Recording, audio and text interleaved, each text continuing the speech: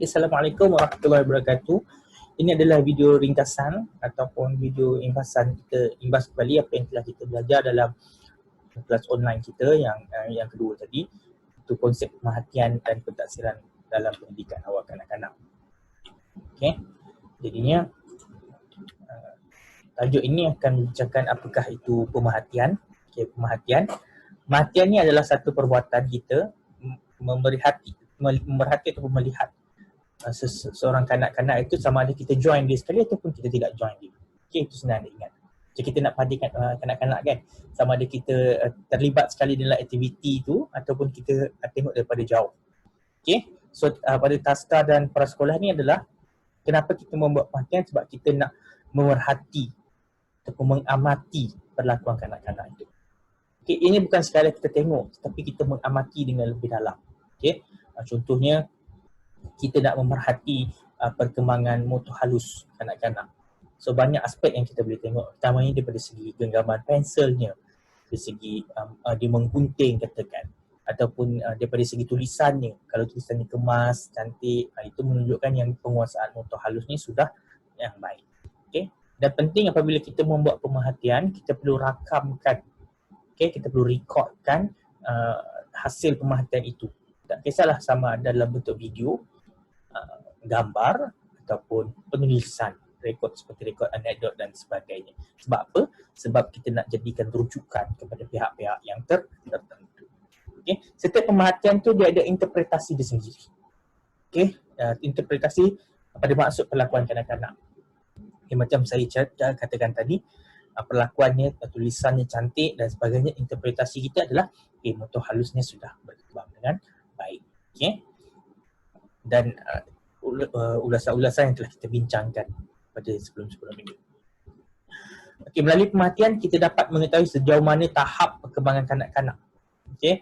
Penting kerana tahap perkembangan kanak ini berbeza-beza lah. Okay, ini kita dah sedia maklum. Perkembangan kanak-kanak ni dia tak semuanya sama. Ada yang cepat, ada yang lambat.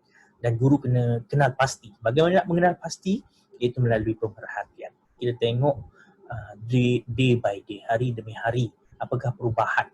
Dan daripada situ kita boleh lihat apakah kekuatan, kelemahan, dan kita boleh tentukan tahap perkembangan kanak-kanak.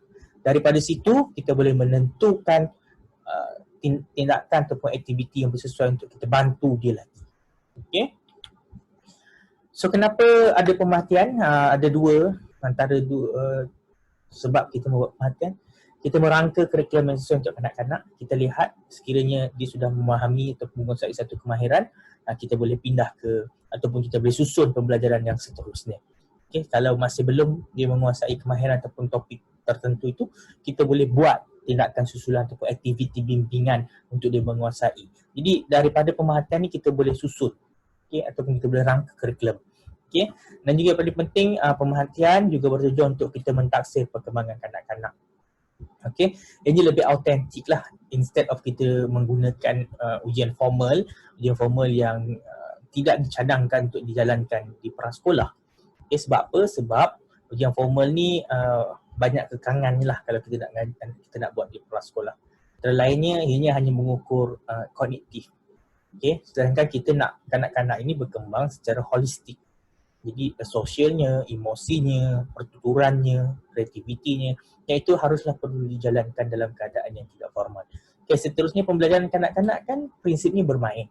Jadi kalau sudah belajar secara bermain, takkan dia punya pentaksiran dalam keadaan yang formal. Itu tidak ada kesinambungan. Jadi apa yang penting adalah apabila konsep pendekatan pembelajaran melalui bermain, pentaksirannya juga harus melalui bermain. Sama ada kita menggunakan game dan sebagainya, dan guru memerhati penglibatan kanak-kanak tersebut. Okay, so itu dua tujuan utama dalam pemerhatian. Okay, so pemerhatian yang baik, perkara-perkara ini perlu adalah okay, antaranya lah nama kanak-kanak sebab supaya tidak tertukar rekod. Tarikh perlu dinyatakan bila pemerhatian untuk kita mengenal pasti progres dari masa ke semasa. Okay, masa pemerhatian perlu dibuat sebab kita nak tahu signifikan masa itu. Okay, masa yang bila dia berkelakuan sebegini dan sebagainya. Okay, dan memerhati ni untuk memastikan ini lebih dipercayai. Dan juga ini pemerhatian yang baik. Kematian yang baik adalah kandungan kematian yang bersesuaian. Okay. Andai kata kita nak memerhati perkembangan fizikal. Jadi pemerhatian kita haruslah event ataupun peristiwa ataupun perbuatan ataupun perkara-perkara yang bersesuaian dengan fizikal. Sebab kandungan kita nak tengok fizikal. Jadinya sekiranya kita telah menetapkan apa aspek ataupun domain yang perlu kita perhatikan, kandungan-kandungan pemerhatian itu haruslah selari dengan domain yang kita nak tengok tadi tu. Yang kita nak tengok fizikal, okay, kita nak mengukur fizikal, melihat fizikal, tetapi event yang kita lihat ataupun peristiwa yang kita lihat pada kanak-kanak tu, event yang tidak berkaitan dengan fizikal, contohnya mengira dan sebagainya, itu tidak kurang kesesuaiannya dalam kandungan. Tidak berbentuk judgemental, tidak ada penilaian di situ. Jadi kita sebagai guru bila kita membuat pemerhatian ini, dia tidak haruslah berobjektif, dia tidak bersifat judgemental. Maksudnya dia direct to the point. Apa yang kita lihat itu yang kita catat, itu yang kita perhati. Tidak perlu kita mengulas pada pemerhatian itu. Bila kita mengulas, pada masa kita perlu buat interpretasi nanti. Okay? Seterusnya pemerhatian juga mestilah tepat dan dipercayai. Okay? Masa kita mengarang pemerhatian itu, okay? Kita melihat, kita menjalankan pemerhatian, kita mengarang ayat itu, pastikan ayat itu tepatlah, tidak mengada-ngada, tidak ada unsur lewah dan ini boleh dipercayai. Dan juga mempunyai penjelasan yang baik. Okay, penjelasan yang baik ini lengkap. Apa yang kita tulis itu, apa yang kita rakamkan itu, ini menceritakan keadaan yang sebenar dan menjelaskan keadaan yang sebenar. Dan dia tidaknya terlampau susah untuk difahami dan dia very to the point. Dia sangat-sangat ringkas dan mudah untuk difahami. So sekiranya ada keempat-empat perkara ini, maka anda sebagai seorang guru telah menjalankan satu pemerhatian yang baik. Okay. So, bila kita kata apa yang kita nak diperhati, yang pertama bahasa pertuturan dan komunikasi. Kita memahati bahasa yang digunakan oleh kanak-kanak. Daripada ini kita boleh mentaksir perkembangan bahasanya. Kita boleh menilai perkembangan literasinya. Kita boleh menilai perkembangan sosial dan emosinya daripada dia bertutur. Dan kognitif juga. Sebabnya dia sangkut paut antara satu sama lain. Yang kedua, kita memahati bahasa badan. Ada kalanya kanak-kanak ni tidak boleh mengekspresikan perasaannya melalui bahasa. Jadi dia gunakan bahasa badan. Jadi itu juga harus diperhatikan. Tingkah laku amali. Okay, apa yang dibuatnya daripada mula di dalam bilik kuliah, bilik kelas kita sampai akhir itu, apa yang dibuat. Okay, itu juga kita perlu perhatikan. Kognitif atau cara berfikir. Ini kita boleh nampak bila ada situasi tertentu yang memerlukan daya imajinasi, okay, ataupun daya kreativiti ataupun penyelesaian masalah. Di sini kita akan boleh nampak perkembangan kognitif ataupun cara kanak-kanak itu berfikir. Sosio-emosi dari segi pergaulan dan emosi kendirinya, okay, bagaimana kita boleh lihat daripada perbualan seharian. Hasil kerja, lembaran-lembaran kerja, buku-buku latihan ataupun projek-projek yang dibuat. Di sini kita boleh kena lihat juga dan interaksi dan komunikasinya. Jadi ini adalah perkara-perkara yang perlu diperhatikan oleh seorang guru. Okay. So bagaimana untuk menjalankan pemerhatian? Okay, yang pertama kita kena tentukan apa yang kita nak perhatikan. Okay, kita nak tengok apa domain yang kita nak perhatikan. Kemudiannya kita terus buat pemerhatian dan rekod maklumat yang lengkap. Okay, kita perhati dan kita rekod. Okay, kita rekod. Dan rekodkan serta-merta selepas pemerhatian berlaku. Kita buat pemerhatian, terus kita rekod. Jangan kita buat hari ini, kita rekod besok. Dia tak jadilah. Dia kena kita perhatikan dan kita rekod terus. Okay. Hadkan satu rekod bagi satu peristiwa sahaja. Sekiranya anda menggunakan borang ataupun instrumen yang ada, pastikan satu instrumen itu untuk satu peristiwa sahaja. Jangan kita gunakan banyak-banyak. Satu borang itu untuk banyak peristiwa. Nanti akan menjadi susah untuk anda membuat penilaian ataupun membuat analisis. Okey, cikgu-cikgu juga, guru-guru prasekolah, guru-guru tadika, guru taska juga harus merekod perkara fakta yang tepat. Okey, jangan ada tambah tokok tambah dan sebagainya. Pastikan ianya tepat, direct to the point. Dan yang paling penting juga adalah rekod peristiwa yang positif dan yang juga negatif. Okey, jangan kita ni ada bias, kita nak record yang positif aja, yang negatif tak ada. Jadi harus di record sama ada perkara itu positif ataupun negatif. Okay, so kita masuk pada pentaksiran pendidikan awal kanak-kanak. Okay. Menurut Mariani Magno tahun 2011 dia mengatakan pentaksiran adalah satu proses mengumpul tentang kemajuan, satu proses pengumpulan maklumat tentang kemajuan dan perkembangan kanak-kanak. Jadi kalau kita kata proses ni dia ada awal dan akhir, dan pengumpulan maklumat tentang kemajuan kanak-kanak ada banyak cara. Okay, kita boleh buatkan ujian, kedua ke ujian formal. Kita boleh buat pemerhatian. Apa yang kita perhatikan? Perkara-perkara yang saya nyatakan tadi. Sama ada lembaran kerjanya, hasil kerjanya, okay, perbualannya, perbuatannya. Okay, jadi kita kumpulkan banyak sumber maklumat, jadi kita boleh buat kesimpulan daripada kesemuanya. Okay. Dan inilah proses digunakan untuk membuat keputusan dan tafsiran berdasarkan bukti empirikal atau pertimbangan nilai daripada beberapa perhatian yang dibuat terhadap kanak-kanak. Jadi bila kita nak memerhati kanak-kanak, kita tak boleh gunakan sekali saja pemerhatian. Kita kena buat lebih daripada sekali pemerhatian. Okay. Dan kalau ikut Lembaga Periksaan Malaysia yang mengatakan, pentaksiran adalah satu proses pembelajaran yang merangkumi aktiviti menghurai, mengumpul, merekod, menguji dan memberikan skor. Jadi pentaksiran ni sebenarnya dia melibatkan satu mula-mula pengujian. Daripada uji ni, kita uji ni kita bagi skor lah. Okey. Jadi lepas tu kita mengukur, lepas daripada pengukuran tu kita menilai. Okey, kita buat mana kelemahan, mana kekuatan dan sebagainya, dan itu adalah proses pentaksiran. Jadi ini lebih besar, bukan sekadar exam sahaja. Okey. So kenapa kita mentaksir kanak-kanak? Yang pertama untuk mengesan pertumbuhan ataupun perkembangannya, dia sudah berada di tahap yang mana. Daripada pentaksiran penting untuk kita mengenal pasti kecerdasan dan potensi. Okey. Sebab menurut Howard Gardner ni ada 9 kecerdasan. Jadi melalui pentaksiran ni kita boleh tengok, kita boleh ukur di mana potensi dan juga kecerdasan setiap kanak-kanak. Okey. Dan juga daripada pentaksiran kita boleh memerhati dan kita boleh mengetahui di mana kelebihan dan kekurangan kanak-kanak. Daripada pemerhatian juga kita boleh, daripada pentaksiran juga kita boleh menjalankan tindakan susulan. Tindakan susulan ni adalah further action, okay, follow up action. Okay, daripada apa yang kita nak beri lagi kepada kanak-kanak supaya dia makin berkembang. Okay, dan memberikan maklum balas kepada kanak-kanak melalui pentaksiran. Kita dah ada jawapan bila parents tanya, okay, macam mana anak saya di sekolah, apa perkembangannya. So we have the evidence, we have the knowledge, we have the proof, okay, yang mengatakan anak tuan dah segini dan sebagainya. Okay, yang paling penting juga pentaksiran ini kita akan tahu kelemahan dan kekuatan, dan adalah penting untuk guru jangan melabel dan membandingkan kanak-kanak dengan kanak-kanak yang lain. Ini adalah etika. Okay, ciri-ciri pentaksiran kanak-kanak mungkin berbeza dengan pentaksiran yang awak telah jalankan, pentaksiran tingkatan 3 atau pentaksiran yang lain. Pentaksiran kanak-kanak ni adalah dia kena ambil kira sifat psikologi kanak-kanak dan sifat semula jadi kanak-kanak. Okey.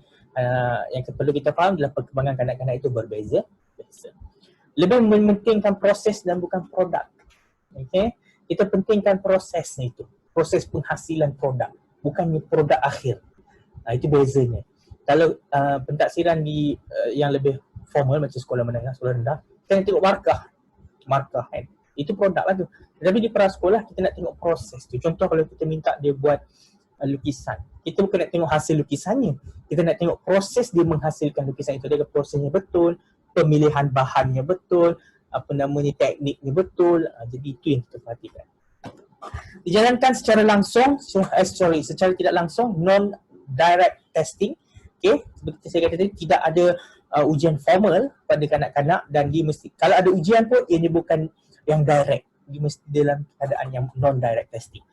Dalam suasana semula jadi naturalistik, kita nak mentaksir kanak-kanak dibuat dalam keadaan yang semula jadi. Contohnya kita nak menguji, nak mentaksir pengembangan bahasa, kita boleh buat perbualan dengan dia. Okey.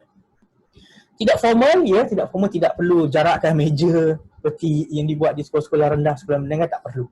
Okey. Keadaan yang tenang, relax, santai, dalam keadaan yang bermain dan sebagainya. Okay? Dan bukan untuk kita membanding-bandingkan dengan kanak-kanak. Okay? Tidak label kanak-kanak ni pandai, ni tak pandai. Okay? Penilaiannya secara berterusan, bukan di akhir. Maksudnya dia formatif, bukan sumatif. formatif ni maksudnya berterusan.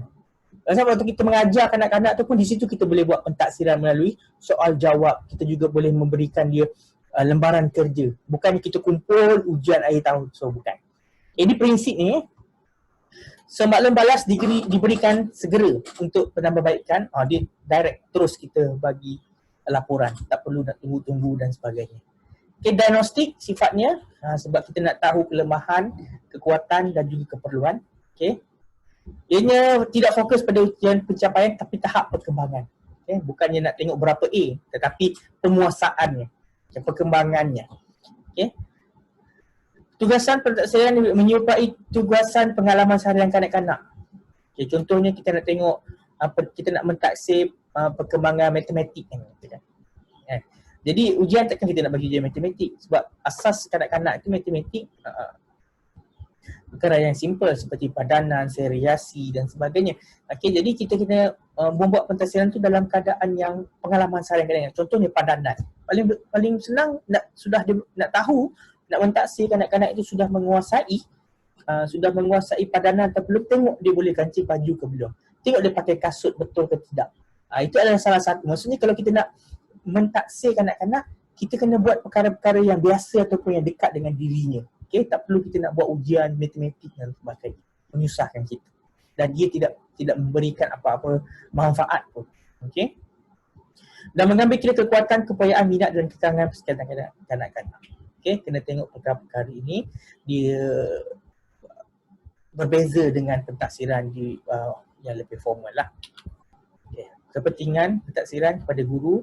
Daripada pentaksiran ni, guru itu dapat menggambarkan atau penggambaran yang lebih jelas tentang perkembangan murid. Dia tahu muridnya sudah menguasai tajuk apa, menguasai topik apa, menguasai kemahiran.